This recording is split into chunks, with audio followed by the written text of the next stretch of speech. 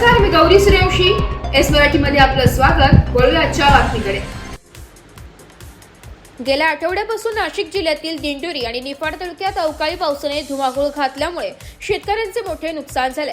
अनेक ठिकाणी घरांचे छप्पर उडाले. विजेच्या कडकडाटांसह वाऱ्याचा जोर वाढल्याने शेतीच्या पिकांवरही विपरीत परिणाम झाला. अवकाळी पावसामुळे शेतातील द्राक्ष, कांदा, मका, भाजीपाला यांसारख्या पिकांचे मोठ्या प्रमाणावर नुकसान झाले. काही भागातील शेतात पाणी साचल्यामुळे उभ्या पिकांचे नुकसान झाले, तर जोरदार वाऱ्यामुळे फळबागातील झाडांची मोडतोड झाली.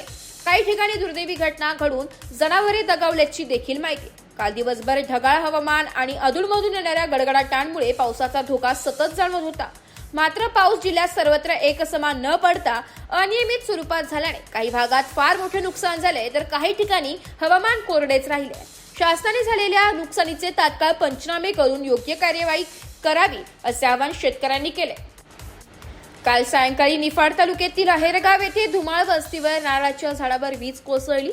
सुदैवाने यामध्ये कुठलीही जीवितहानी झाली नाहीये. एस मराठी न्यूजसाठी प्रतिनिधी सुरेश सुराशे, बनी. अशाच नवीन ताज्या घडामोडी जाणून घेण्यासाठी आमच्या एस मराठी न्यूज चॅनलला लाईक करा, शेअर करा, सबस्क्राईब करा आणि बेल आयकॉनला क्लिक करायला विसरू नका.